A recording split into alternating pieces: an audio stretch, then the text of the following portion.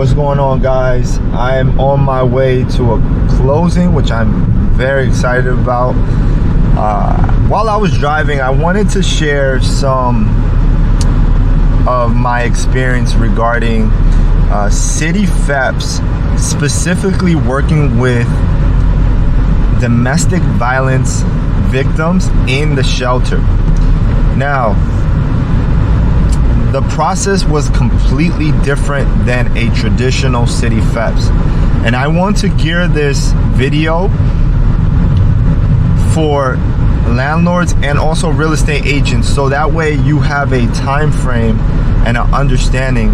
And so the process is completely different. It's similar but completely different from a traditional Cityfheps.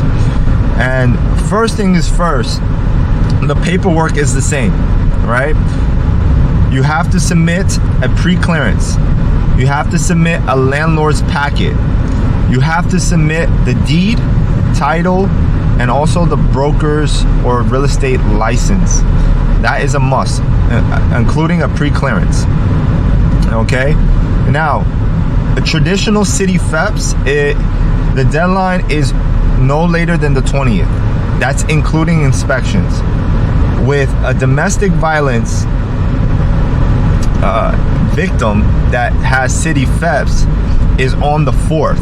So you have to of the 4th of the month. So you have to submit it before the 4th of the month. Now, this whole process, just to be transparent, was about 4 months.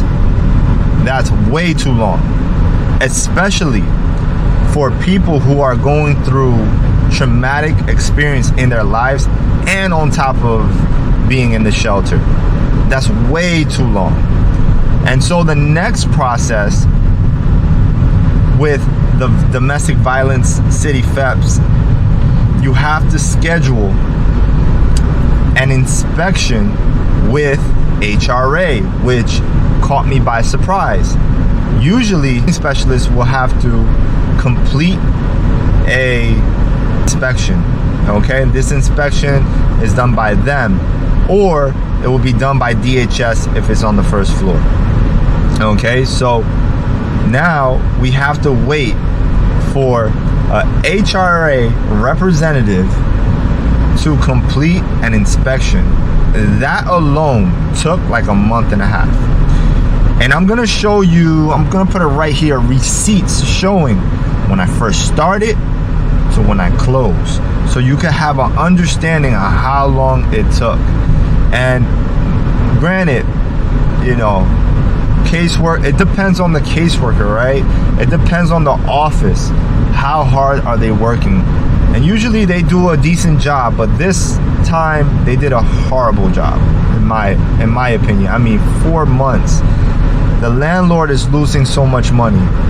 The tenant or the candidate has a chance of losing this apartment. And so it doesn't make sense to me, the time frame of it, because they have to be in high priority. Listen, Cityfheps takes about a month. If the office does, you know, what they're supposed to do, it could be 3 weeks. But geez, 4 months. So let's continue. After HRA representative comes physically to the apartment, they will have to inspect it. Then it goes through DHS, and from DHS goes through HRA, and it becomes this long cycle. Yes, granted, you will get paid your 3 months up front. You will get paid an incentive hold, and brokers, real estate agents, you will get paid 15% of the year. But 4 months is way too long. And all I'm saying, I'm making this video just for landlords and real estate agent brokers to be aware of this time frame, because caseworkers, office directors, they really don't care about your business, you know. And landlords are really, and I'm speaking to brokers and real estate agents, they're really relying on your information. And though you can't control the timeline, You know, it does affect your business. And so when you come across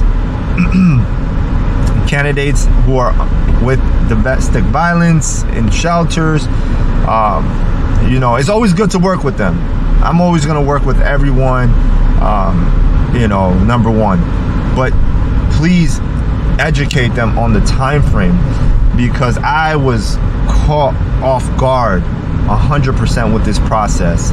And I was like, wait, this is supposed to happen, and it just went left, you know, well, what I expected to be.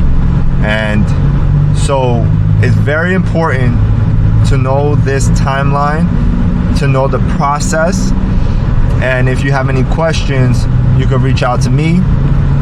But definitely in a situation like this in New York City, which I'm not a fan of, see, like their system is working completely backwards.